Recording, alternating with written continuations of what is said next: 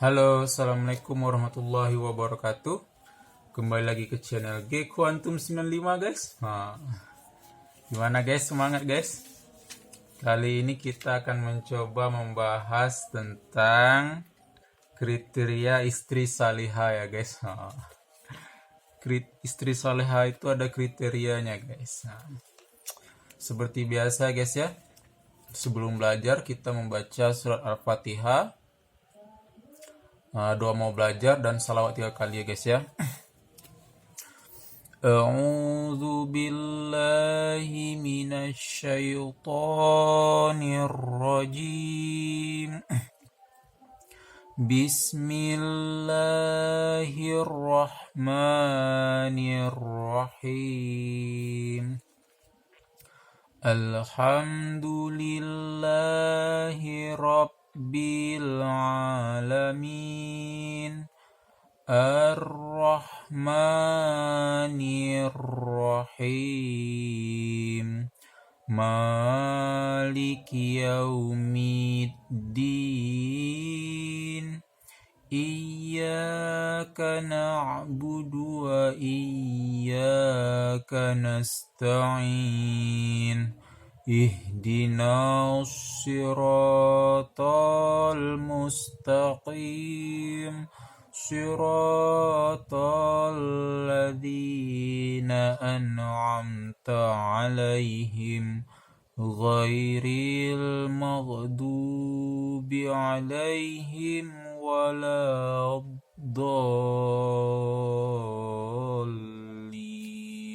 Amin. Bismillahirrahmanirrahim. Allahumma ashrah li sadri wa yassir li amri wahlul 'uqdatam min lisani yafqahu qawli. Rabbi zidni ilman warzuqni fahman. Allahumma shalli ala sayyidina Muhammad wa ala alihi sayyidina Muhammad. Allahumma salli ala sayyidina Muhammad wa ala alihi sayyidina Muhammad. Allahumma salli ala sayyidina Muhammad wa ala alihi sayyidina Muhammad. Shadaqallahul azim. Oke ya guys, kali ini kita akan mencoba membahas tentang kriteria istri salihah ya guys ya. Kita bahas ya guys ya. Bismillahirrahmanirrahim. Kriteria istri salihah diantaranya istri yang mendengarkan kata-kata suaminya dengan baik dan membantunya dalam ketaatan kepada Allah. Istri yang lemah lembut, baik.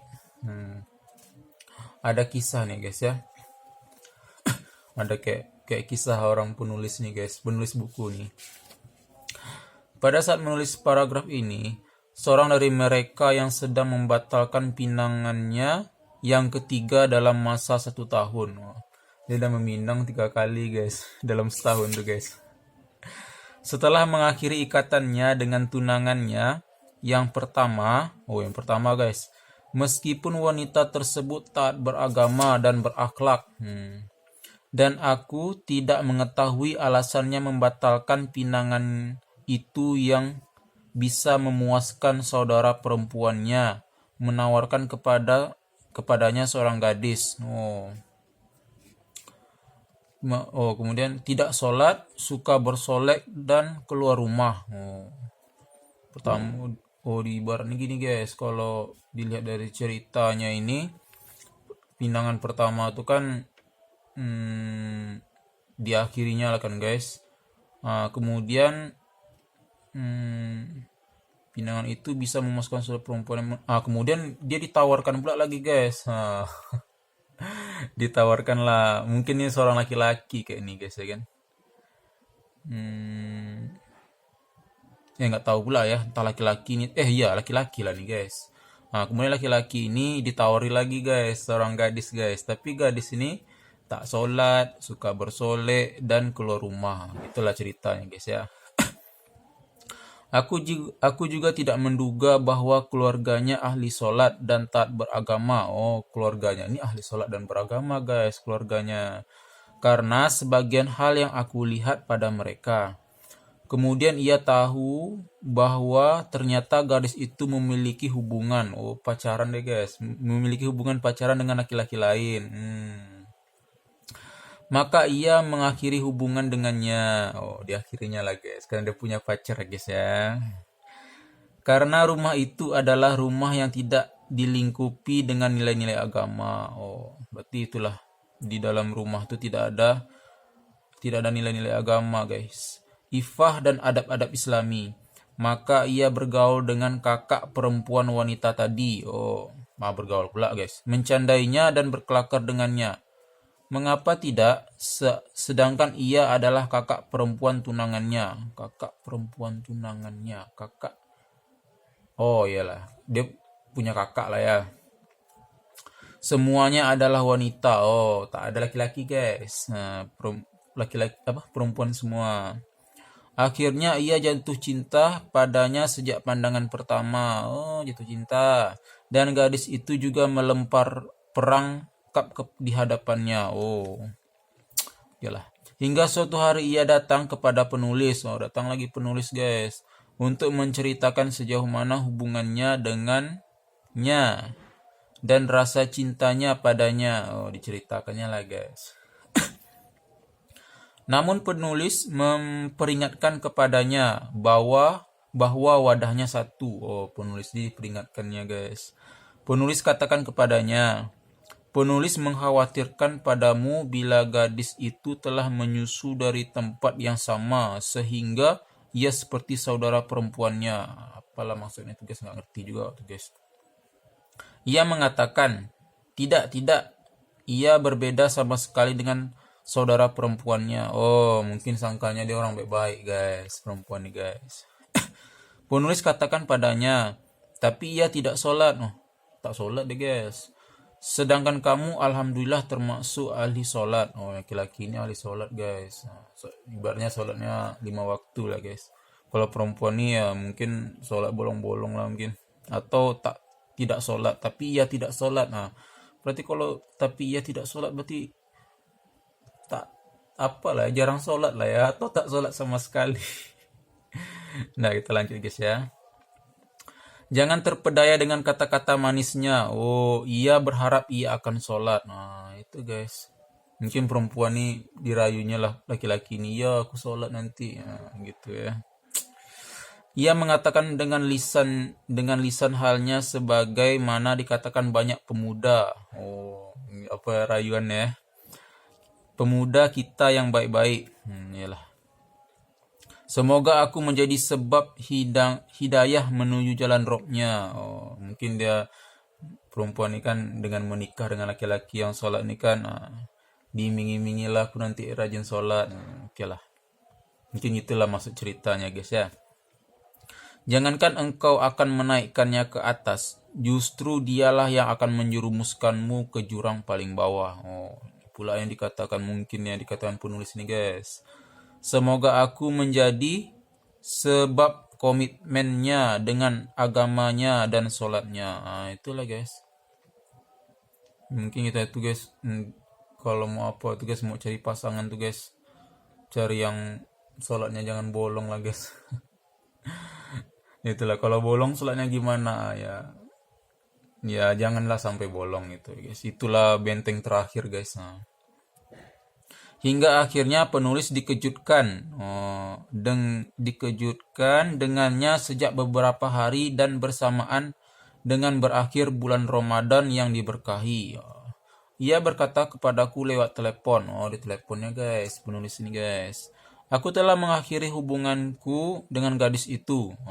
Kemudian penulis bertanya, mengapa saudaraku, padahal engkau mengatakan cinta kepadanya? Oh, awalnya laki-lakinya jatuh cinta lah dengan perempuan ini kan. Ia menjawab, aku sudah mengetahui bahwa ia memiliki hubungan dengan banyak pemuda. Oh, banyak laki-laki ini, guys. Semuanya memiliki nomor telepon, janji wisata dan keluar. No, banyak ikan-ikannya, guys. banyak laki-lakinya guys ya. Udah lah, kalau udah rasanya yakin satu orang, dah satu orang aja gitu. Dan jangan cari yang lain, cari yang lainnya gitu loh jadinya. Oke lah guys ya. Nah, itulah kisahnya nih guys antara penulis dengan seorang laki-laki itu lah guys ya. Mungkin dia ini konsultasi lah gitu guys. Mungkin orang nih kayak ada berkawan mungkin atau bersahabat atau gimana lah. Nah, oke, lanjut ya guys ya. Kita ulang lagi dari pertama lagi guys ya. Kriteria istri soleha diantaranya istri yang mendengarkan kata-kata suaminya dengan baik dan membantunya dalam ketaatan kepada Allah. Istri yang lemah lembut, baik belas kasih, zuhud, menutup aurat, ridho, tenang, suci, menjaga kesucian diri, pelan suaranya, penuh kasih, penyabar, dan setia. Itulah kriterianya guys. Ngeri juga, banyak juga guys.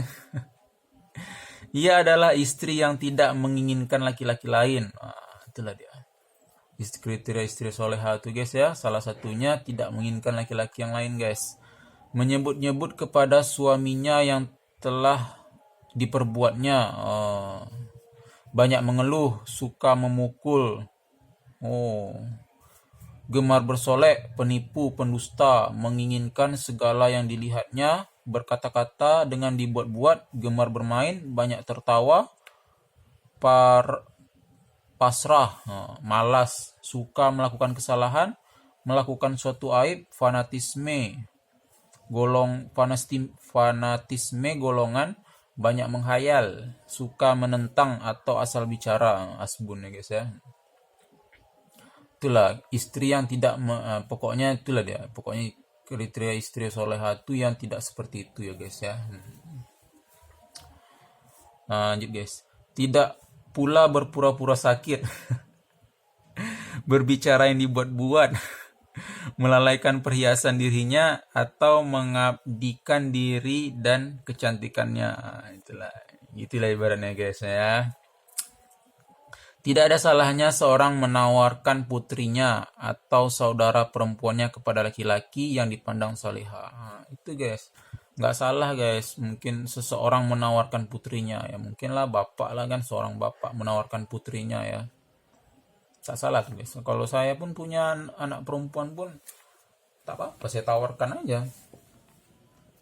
Yang penting laki-laki itu kan bertanggung jawab dan soleha. Nampak kita kayak soleha kan, yakin kita ya.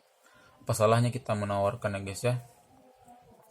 Nabi Syuaib telah menawarkan putrinya kepada Musa sebagaimana Allah Subhanahu wa taala menceritakan perkataannya di dalam surat Al-Qasas ayat 27 ya guys. Bismillahirrahmanirrahim. Qala inni uridu an unkiha ka ihda natayyahatain.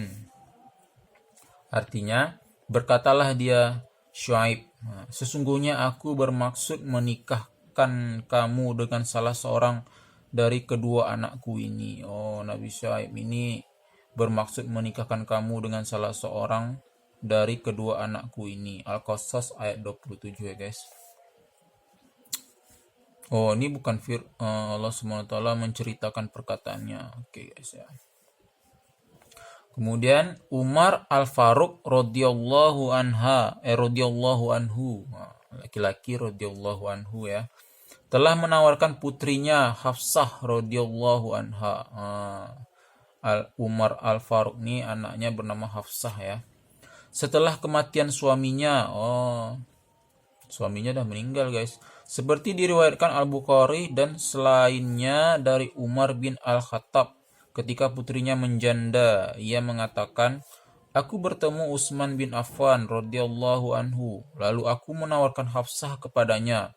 Aku katakan, jika engkau mau, aku nikahkan engkau dengan Hafsah binti Umar.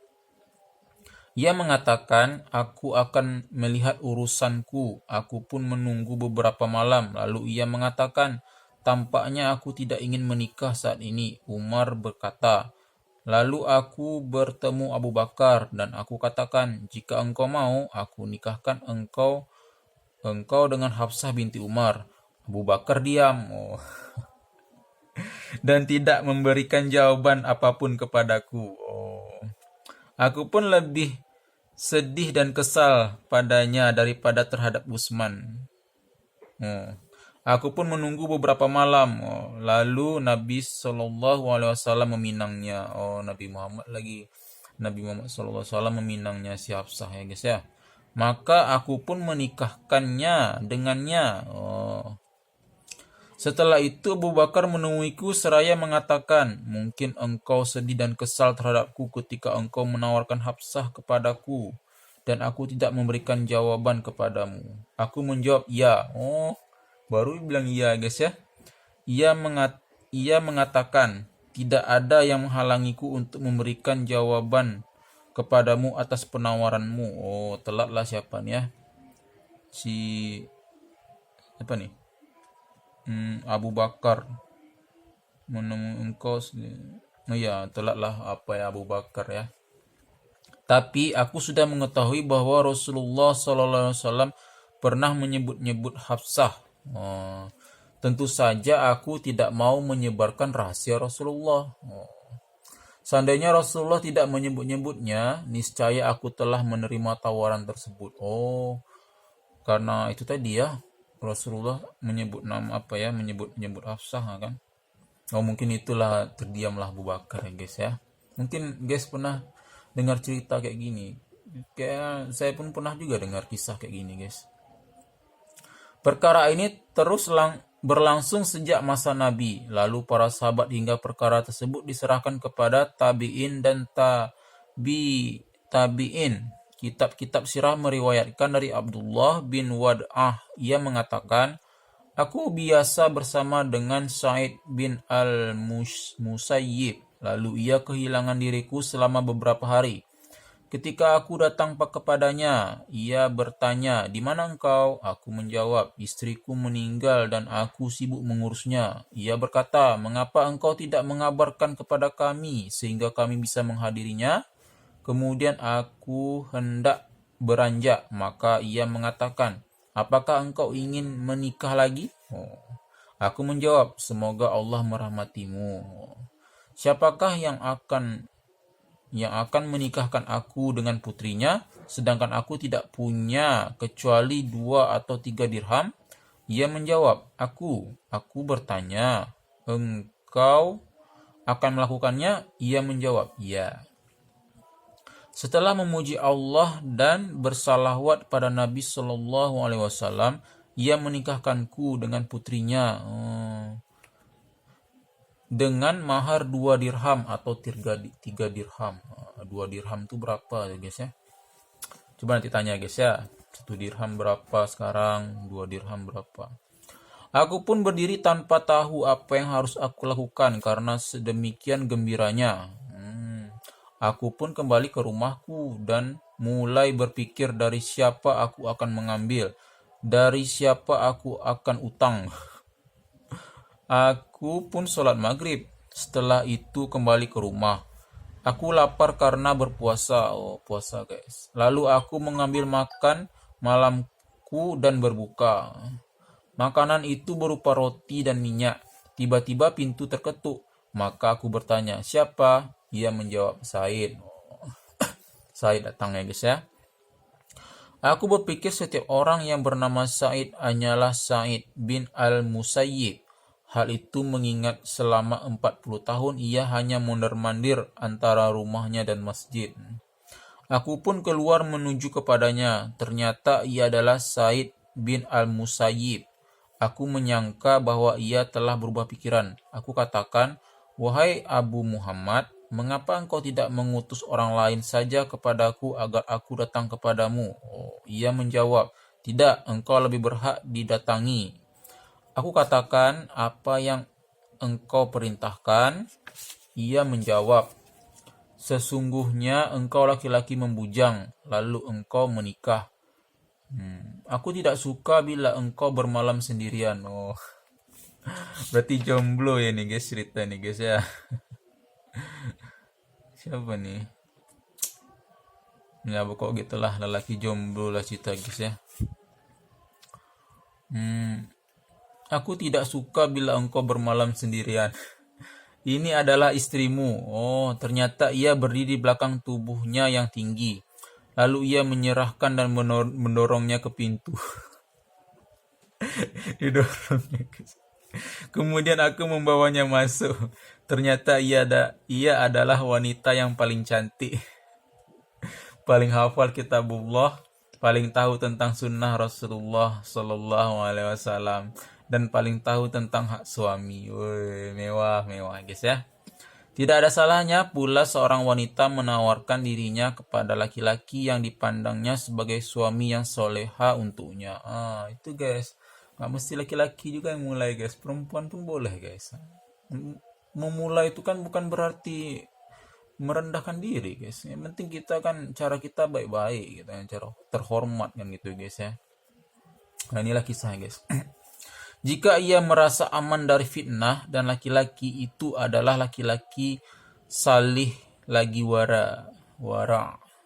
Itulah guys. Untung dia ya gitulah guys. Sebagaimana dilakukan Ummul Mukminin Khadijah radhiyallahu anha yang menawarkan dirinya kepada Nabi Shallallahu Alaihi Wasallam. Khadijah itu yang memulai apa itu Khadijah guys, bukan Nabi guys, gitu. Biasanya kan kalau kita yang memulai laki-laki ya, perempuan ada juga yang mulai guys. Oke guys, di sini kami mengingatkan tentang perlunya kecermatan dalam memilih istri masa depan. Tidak dianjurkan tergesa-gesa. Tak dianjurkan tergesa-gesa guys dalam memilih istri. Lantas, apakah pedoman dan landasan dalam memilih suami atau istri masa depan? Oke guys, selesailah pembahasan hari ini kita guys ya. Kita tutup ya guys ya dengan doa ya guys. Soalnya nanti ada lanjutan lagi nih guys. Landasan memilih suami lagi guys. Memilih suami ini ada landasan juga guys. Oke lah guys ya, kita tutup dulu ya guys ya. Untuk lanjut part selanjutnya lah guys ya. Kita tutup dengan doa. Mau doa selesai belajar ya guys. Bismillahirrahmanirrahim. Allahumma arinal haqqan haqqan warzuqna tiba'ah. Warinal batila batila warzuqna jitinabah. Artinya, ya Allah, tunjukkanlah kepada kami kebenaran sehingga kami bisa mengikutinya, dan tunjukkanlah kepada kami kejelekan sehingga kami dapat menjauhinya. Amin ya rabbal alamin. Oke guys, terima kasih sudah mengunjungi channel G Quantum 95. Terima kasih ya guys. Assalamualaikum warahmatullahi wabarakatuh. Dadah.